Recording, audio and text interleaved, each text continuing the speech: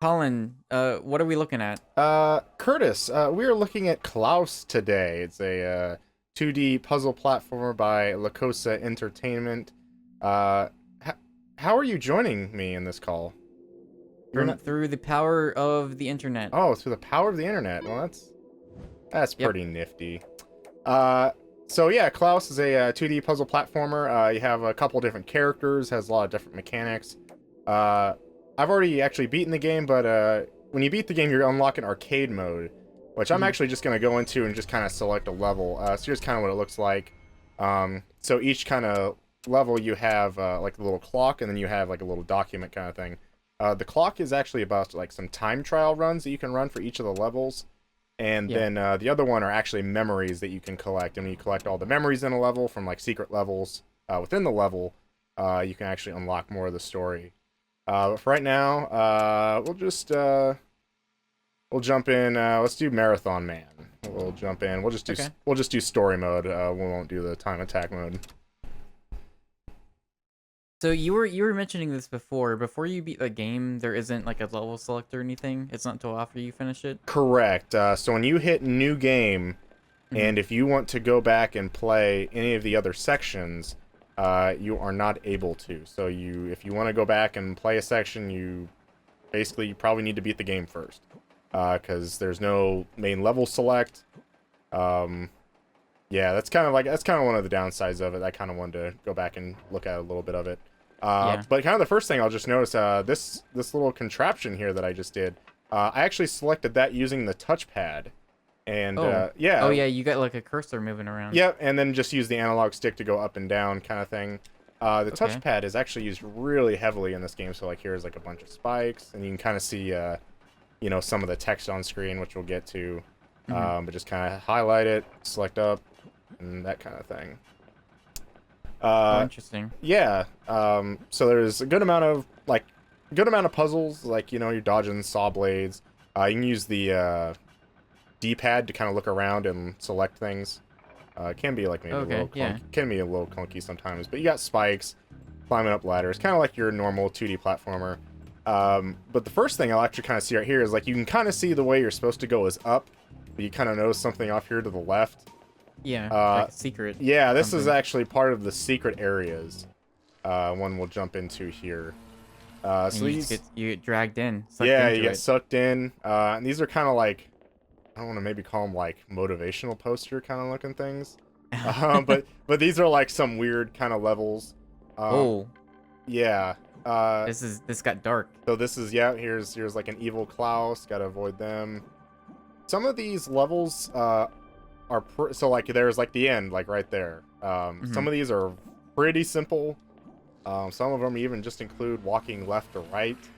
But some of them are actually pretty tough that you actually really have to think I about. love the effect Hmm. when you get like dragged in. He kind of like expands and twists and Yeah, that's a lot of very cool cool. stuff. hmm And yeah, so like those don't like that in this particular instance doesn't show too much of the story. Oh man, they got me. It doesn't show too much of the story, but once you do each of those, once you do each of those levels, you will actually unlock more. hmm Yeah, I wanted to go back and get that checkpoint so I don't spawn up there every time. There can be some hard parts. Like trying to time this right. There we go. But most of it's pretty simple. One of the things the developers actually kind of compared it to is Thomas Was Alone. Did you play that? Yes. So like the way I almost get Thomas Was Alone was that it's not like it's more of like a story-based platformer, but it's Yeah. not necessarily hard. Like kind of the puzzles No. are, Yeah. There's yeah, it's not most like of it. a, I mean, there's maybe a couple times where you get it stuck for a little bit, but it's not too bad. yeah, like you're not gonna be stuck on a, oh no, not doing too good. You're not gonna be stuck on a puzzle for multiple times. Yeah. Um, I did kind of feel like the controls were a little off sometimes. Most times, like I had to take a couple times to complete a jump, but most times I felt like they worked pretty well. And here's kind of like, hey, what's going on? You'll see those blocks, and so somebody's trying to stop us, and hmm we'll actually see who's going to stop us here in a little bit. Um, So okay, so we have this text that is throughout the level clearly kind of going to be made to deliver the story to us. Mhm. It seems like it's from. Are you Klaus? Yeah, I am. Okay. I am So, Klaus. so it seems like this is, or well, I don't know. It says somebody is watching us.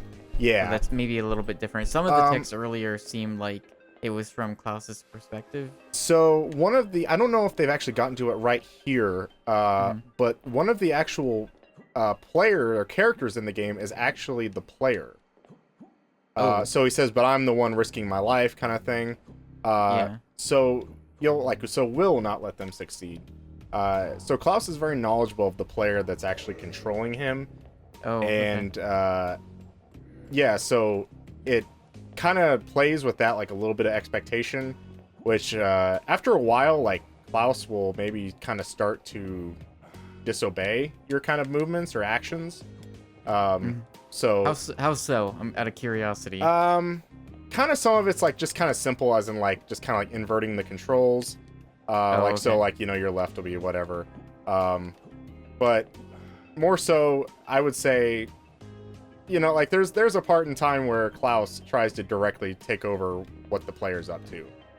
Interesting. And I'm not doing too great right here, but we're actually going to jump out here. That sounds really cool, but does it like get annoying? Because it feels like that could be a thing where it's like, is it the kind of thing where you're hitting X to jump and he's like, no?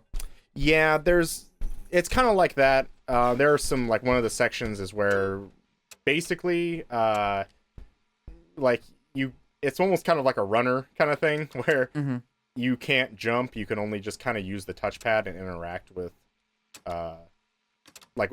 the world around you. So it's like it's almost kind of like Lemmings, where it's like you try to make sure Klaus doesn't go and kill himself. Like you kind of have to, yeah, you know what I mean? Like you have to like select, like you have to build a bridge or like build or block a set of spikes.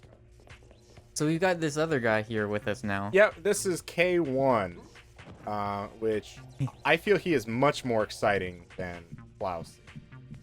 So Klaus basically a little Diddy Kong. Basically, all he can do is just double jump and hack terminals. That's basically all he can do. But K1 can actually throw Klaus different areas. But hopefully, we can maybe get to a section where we can get to more K1. So you see down here, there's this bridge or this kind of area that we need to access that we can't get to yet. So we need to actually play as Klaus. And here's just some wall jumping sections, just kind of like another mechanic in the game. But yeah, it's not again, as you can kind of see, like there's another secret area up there. I've actually collected all of the secret areas. Oh, okay. I'm stupid. I've actually collected all of the memories, and they're not mandatory, but I would say if you play through the entire game and don't really get access to very many memories, I could see it actually being somewhat difficult understanding what's going on. Because like it actually shows like a lot of the backstory. Okay, so important to the story that you go through and find everything. Correct, yeah. So how are the checkpoints? They seem pretty often so far. Yeah, they are. I wouldn't say they're too, you know, lenient, but I'm also not saying like, oh man, I can't wait for a checkpoint either. Yeah. So I would probably say that. I would say they're probably just right. But yeah, and we'll actually see here where he's gonna hack a terminal, but you also see like this little area to the right I can't access because K1 has actually got to be the character to destroy that. So I'll switch over to K1, and you hopefully will see a little bit of his repertoire of stuff. So like, you know, you glide, you can drop down. Loving the glide. Yeah. So here's kind of like you kind of see like, oh, are they manufacturing Klaus's? You're looking at brings back memories, good and bad. So here's like a little bit of this, you know, like, oh, but how am I going to get to that platform where you can actually do an uppercut to actually gain new heights? It's just little mechanics like that. Okay. Sure. I think from when I was playing, I was having a lot more fun with K1 than I was actually playing as Klaus. But maybe we'll get to the section where here we are. They'll actually get together. And so you actually control them each individually. You know, you press triangle, but if you hold R1, you can actually control both at the same time, which I do kind of like. So is that required a lot? It's not required, but I do like some of these little touches. Like if we're close together, you see how it matched up right there. Okay. So like I'll be maybe here, and then I'll press R1, and then it'll like close together, so we'll be lined up together pretty well. Okay. Yeah. I like little stuff like that. But I ended up finding out mostly, I don't know. I said, "Oh, girl, shock me like an electric eel." It's just kind of like story stuff. But one of the things I'll have like kind of a trouble here is I'll kind of demonstrate when it's hard to control both at the same time. So I'm holding L1 to run, holding R2 to control both, using the analog stick to move. So when I jump, we jump at the same time, but then when I press X again, one of us, did you kind of see what happened there? Like one of us started a glide, but then the other one double jump. So it's not really that useful. So basically what you'll need to do is basically kind of use one at a time, kind of thing like that. But I think that's not. So there isn't like any puzzles where it's like, yeah, you need to control both of them to do a certain thing at once, or. The only one I can think of is there's kind of like an auto-scrolling level at the beginning of the game, which just kind of need to control both at the same time there. So he can throw Klaus. Can he throw him in midair, or does he need to be planted on the ground to do so? I believe we need to be planted on the ground. We might be able to do it in the air. I guess I've never tried, or there wasn't really a puzzle part that really required that. Okay. But yeah, overall, I mean, I really enjoy the game. But the game like froze on me a couple times. Yeah, I was gonna ask you because you had mentioned you'd run into some bugs. Yeah. There was one boss fight in particular. There's like only maybe about 3 boss fights in the entire game. There's one in particular that I actually had to replay 3 times. Ooh. And it was just kind of like the game. I guess I should say the game didn't freeze. The game just didn't work actually after that. So like I would defeat the boss, and then the game would just be stand still. Like the characters would be doing their actions, but just nothing would progress.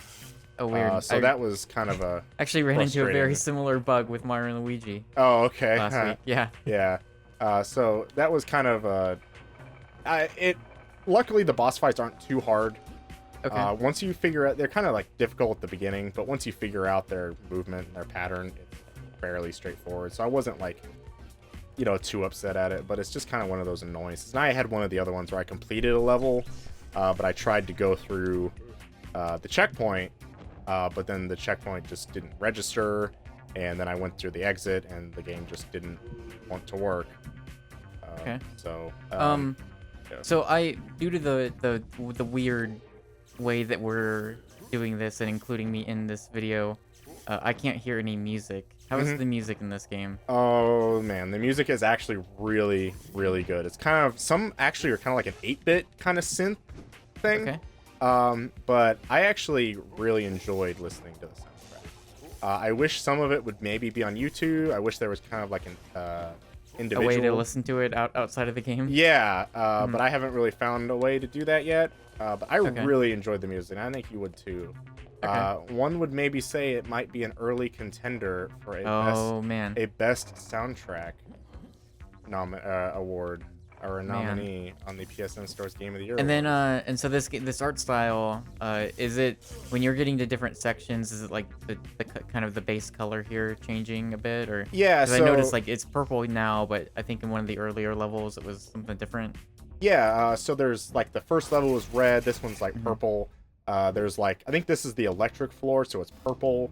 There's also a duct floor, which is. This place has a great vibe. Yeah, it's got different colors. It's kind of like I don't know. It's like you go to the White House and there's like different rooms that are like color coordinated to different things. Oh, okay. It's kind of like that. Like you have the offices floor, you have the ducks floor, you have the rooftop.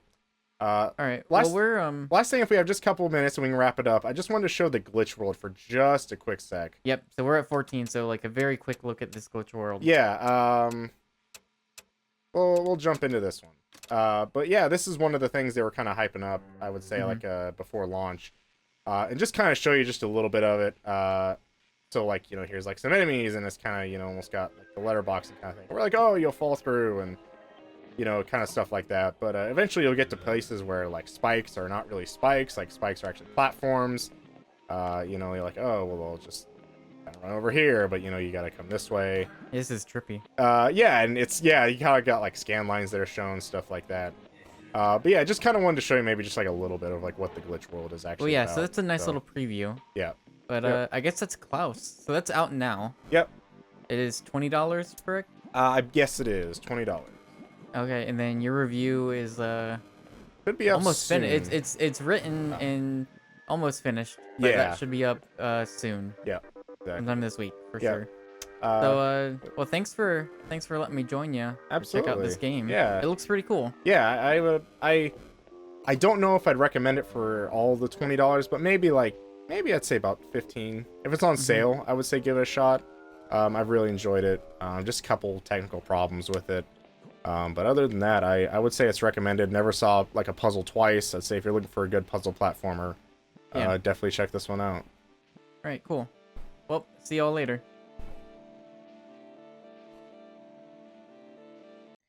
If you like this or any of our other YouTube videos, subscribe to our channel. If you'd like to support what we do in general, be sure to hop on over to patreon.com/psnstores. Your patronage helps keep our podcast 100% ad-free. Thanks for watching.